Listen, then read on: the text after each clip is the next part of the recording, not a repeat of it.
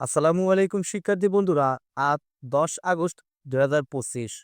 গতকালকের কারেন্ট অ্যাফেয়ার্সে তোমাদের জন্য প্রশ্ন ছিল, টেস্ট ক্রিকেটে বাংলাদেশের পক্ষে সর্বোচ্চ রান করেছে কে? যার সঠিক উত্তর হচ্ছে মুশফিকুর রহিম। ভিডিওটি পুরোপুরি দেখার পূর্বে অবশ্যই ডেইলি শিক্ষা ইউটিউব চ্যানেলকে সাবস্ক্রাইব করে নিবে। কৃষি সম্প্রসারণ অধিদপ্তরের দেয়া তথ্য মতে 24-25 অর্থ বছরে দেশে আলু উৎপাদিত হয়েছে কত টন? উত্তর হচ্ছে 1,29,00,000 টন। 2024-25 অর্থবছরের চতুর্থ প্রান্তিকের এপ্রিল-জুন তৈরি পোশাক রপ্তানি হয়েছে কত মার্কিন ডলারে? উত্তর হচ্ছে 911 কোটি মার্কিন ডলারে। সম্প্রতি যুক্তরাজ্যে গৃহহীন বিষয়ক মন্ত্রণালয়ের মন্ত্রীর পদ থেকে পদত্যাগ করেছেন কে? উত্তর হচ্ছে বাংলাদেশি বংশোদ্ভূত Rushanara Ali. Venezuela president Nicolas মাদুরোকে গ্রেপ্তারে সহায়ক তথ্য দিতে পারলে যুক্তরাষ্ট্র পুরস্কার ঘোষণা করেছে কত কোটি ডলারের? উত্তর হচ্ছে 5 কোটি ডলার। সিঙ্গাপুর স্বাধীনতা লাভ করে কবে? উত্তর হচ্ছে 9 আগস্ট 1965 সাল। বাংলাদেশে কতটি ক্ষুদ্র নৃগোষ্ঠী সম্প্রদায় রয়েছে? উত্তর হচ্ছে 50টিরও বেশি।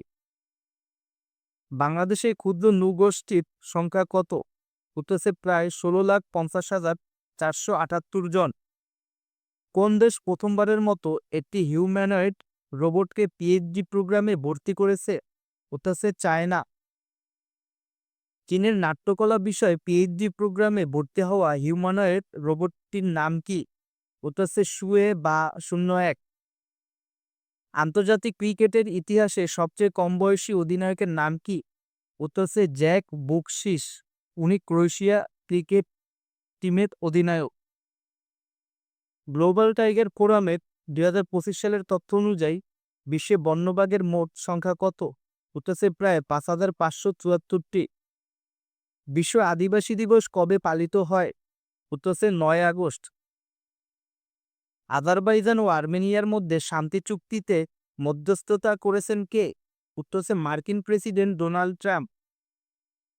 চতুর্থ বে অব বেঙ্গল কনভারসেশন 2025 কোথায় অনুষ্ঠিত হবে?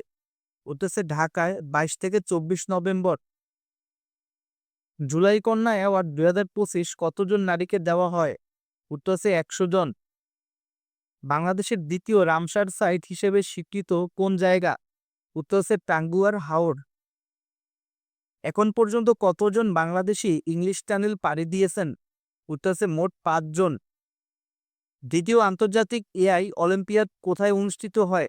উত্তর হচ্ছে বেইজিং, চীন। শিক্ষার্থী বন্ধুরা, আগামীকালকে তোমাদের জন্য কুইজ থাকবে।